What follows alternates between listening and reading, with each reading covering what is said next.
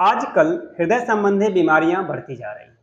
Heart attack जैसी समस्या जहां पहले 50-60 साल के ऊपर के लोगों को होता था, वहीं आज युवाओं में भी तेजी से देखने को मिल रहा है। कई सारे ऐसे वायरल वीडियोज में आप लोगों ने भी देखा होगा कि युवा डांस फ्लोर पे डांस कर रहे हैं और अचानक अटैक आया और गिर गए।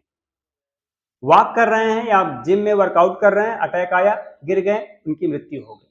और कई जगहों पे तो ऑफिस में बैठे बैठे लोग गिर गए और बाद में पता चला कि उनको अटैक आया था। आखिर ये संख्या क्यों बढ़ रही है? लोग कोविड वैक्सीन को भी जिम्मेदार ठहरा रहे हैं कि ये भी जिम्मेदार है, लेकिन हमारी गलत लाइफ स्टाइल, खान पान और स्ट्रेस इसका बड़ा कारण है। लोगों का कोलेस्ट्रॉल बढ़ रहा है। आप सभी को नमस्ते, मैं डॉक्टर राघवेंद्र प्रताप रमन। आज के इस वीडियो में बढ़ती हुई कोलेस्ट्रॉल की समस्या पे चर्चा करेंगे। कोलेस्ट्रॉल होता क्या है, किन आदतों के कारण यह बढ़ता है और कैसे इसको खान पान और कुछ नियमित व्यायाम से हम इसको कंट्रोल कर सकते हैं। इसलिए वीडियो को पूरा देखिएगा, आपके लिए बहुत महत्वपूर्ण होने जा रहा है।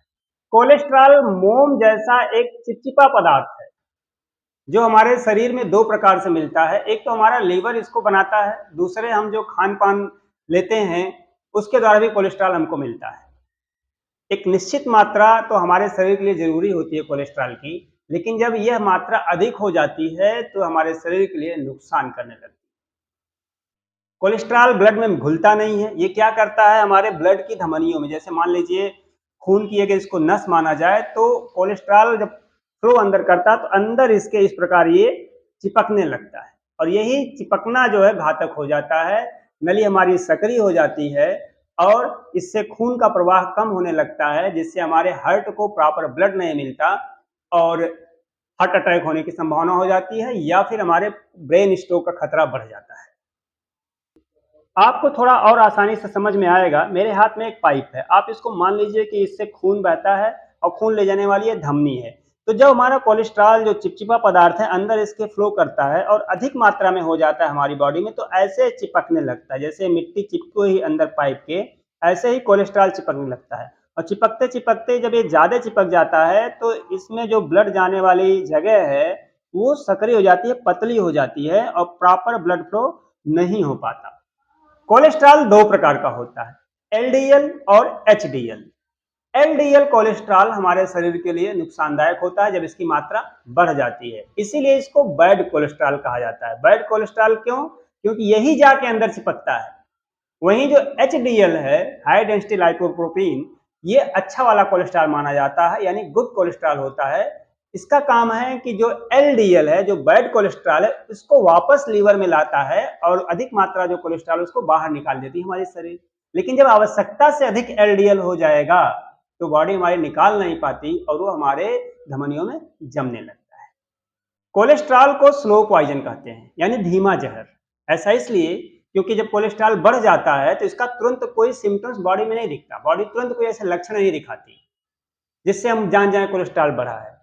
जब कोलेस्ट्रॉल अधिक मात्रा में बढ़ जाता है, हमारी बॉडी को नुकसान होने लगता है, तब जाके हमको पता चलता है।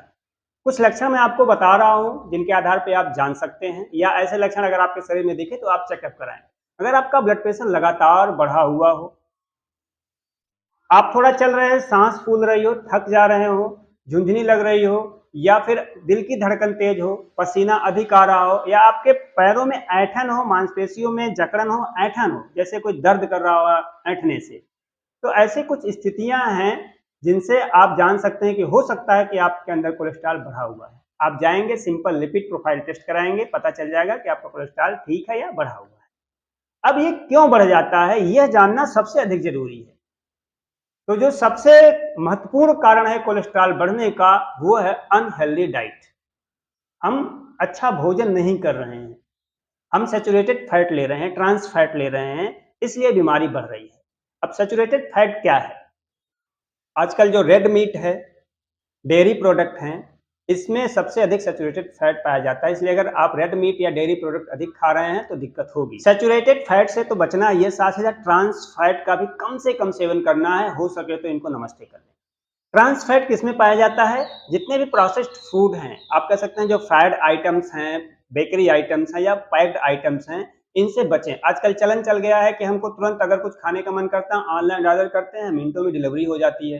या डिब्बा बंद चीज़ों का इतना अधिक हम सेवन करते हैं कि घर की चीज़ें अच्छी नहीं लगती, वो इतनी टेस्टी होती हैं कि हम उसी को खाते हैं। यही लॉन्ग टर्म में जाके हमारे बॉडी में कोलेस्ट्रॉल को बढ़ाता है। तो इन सब चीज़ों से बचें। साथ ही साथ रेगुलर एक्सरसाइज करें, आदत डालें रेगुलर एक्सरसाइज करने की, क्योंकि जो लोग एक्सरसाइज नहीं करते हैं उनकी बॉडी में भी कोलेस्ट्रॉल का लेवल बढ़ता है। अगर आप स्मोकिंग कर रहे हो तो तुरंत इसको छोड़ें। स्मोकिंग न सिर्फ बैड कोलेस्ट्रॉल यानी एलडीएल को बढ़ाता है, बल्कि एचडीएल को जो गुड कोलेस्ट्रॉल है उसको कम भी कर देता है। हेल्दी डाइट लें, स्ट्रेस कम करें, और कुछ ऐसे मेडिकेशंस हैं जैसे अगर आपको डायबिटीज है, ब्लड प्रेशर है, तो नियमित रूप से सही ढंग से इसको कंट्रोल करें, क्योंकि इसकी दवाइयों से भी इन परिस्थितियों में भी आपका कोलेस्ट्रॉल बढ़ जाता है। तो अब इसको कैसे कंट्रोल करें? कोलेस्ट्रॉल को कंट्रोल करना आपके हाथ में है। पहला काम अपने खान पान को सुधारना है। अब मैं कुछ ऐसी चीजें बता रहा हूं जिनको आप डेली अपने खान पान में शामिल करेंगे तो कोलेस्ट्रॉल के लेवल को कम करने में बहुत सहायता मिलेगी। सबसे पहले हम खाद्य तेल की बात करेंगे कि हम कौन सा ऑयल रोज यूज कर रहे हैं। अभी तक विज्ञापन कंपनियों के द्वारा खूब प्रचार प्रसार किया गया कि रिफाइंड ऑयल बहुत अच्छा हल्का होता है, लेकिन अब बहुत सारे रिसर्चेज में, शोध में ये बातें साबित हो गई हैं कि रिफाइंड तेल नुकसान कर रहा है, इसलिए इसको छोड़ें। तो कौन सा ऑयल लें? ऑलिव ऑयल का यूज करें, कोकोनट ऑयल का यूज करें, ये सब हल्के हैं। ग्राउंड नट ऑयल का यूज करें, ये लाभदायक हैं हमारे हृदय के लिए, हमारी बॉडी। सब्जियों की बात करें तो ये गौर करने वाली बात है कि सब्जियों का सेवन, सलाद का सेवन कोलेस्ट्रॉल लेवल को तेजी से डाउन करता है। अगर आपका कोलेस्ट्रॉल लेवल हाई है तो लहसुन की कलियां खाइए, कच्चा खाइए। सुबह 1-2 कली कच्चा चबाइए और उसको फिर पानी पी लीजिए। कच्चा अगर दिक्कत हो तो उसकी चटनी बना के पेस्ट बना लीजिए, उसमें अदरक मिला लीजिए और उसको खाइए। बहुत देर तक पीसने के बाद उसको मत रखिए, ताजा ताजा ही खा लीजिए। कच्चा लहसुन खाना ज्यादा फायदेमंद है। प्याज भी फायदेमंद है, प्याज भी आप सलाद में सेवन कर सकते हैं। सुबह उठते ही नींबू पानी का सेवन करें, 1-2 गिलास सुबह नींबू पानी पी लेंगे, यह भी हेल्पफुल है। सब्जियों में लौकी, लौकी का जूस पीजिए, लौकी की सब्जी खाइए। आप हरी पत्तेदार सब्जी खाइए। साग यानी पालक का साग बहुत फायदेमंद होता है। आंवले की चटनी खाइए, करी पत्ता, मेथी, ब्रोकली, ये सारी चीज़ें डेली अपने सब्जी के रूप में सेवन करें, सलाद के रूप में सेवन करें, जूस के रूप में सेवन करें, बहुत आपको फायदा होगा। आप अपने खाने में ओट्स, दलिया, ब्राउन राइस का भी इस्तेमाल करें। आप अगर रोटी सब्जी रेगुलर जो खाते हैं उसको थोड़ा छोड़ें और इनका अधिक प्रयोग करें, क्योंकि ओट्स में, दलिया में खूब फाइबर मिलता है, साथ ही साथ ब्राउन राइस भी आपके लिए उपयोगी होगा। ओमेगा 3 फैटी एसिड्स भी हमारे कोलेस्ट्रॉल लेवल को कम करने में उपयोगी है। इसके लिए आप अखरोट, बादाम, चिया सीड्स, अलसी का बीज, इनका सेवन कर सकते हैं। ये तो हो गई खाने पीने की बात। अगर आप इसी के साथ योगासन, प्राणायाम, ध्यान या और एक्सरसाइज कर लेते हैं तो आपका कोलेस्ट्रॉल लेवल और तेजी से कम होता दिखेगा। क्या करना है आपको योग में? सूर्य नमस्कार करना है, मंडूकासन करना है, भुजंगासन करना है, पवन मुक्तासन करना है, वक्रासन करना है।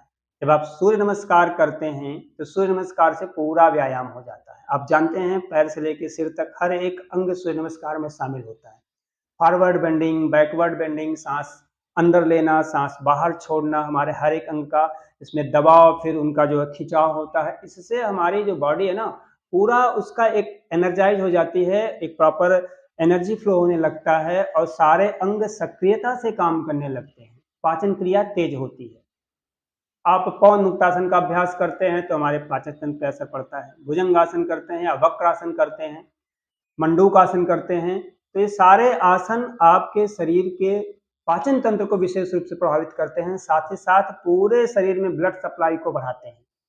और जो हमारी धमनियां हैं जिसमें रक्त का प्रवाह होता है, उनमें भी खिंचाव होता है और संकुचन होता है। इस खिंचाव से और संकुचन से अंदर जो काई जैसा जमा होता है, जो कोलेस्ट्रॉल जमा होता है, वो वहां से उसको छूटने में थोड़ी आसानी होती है।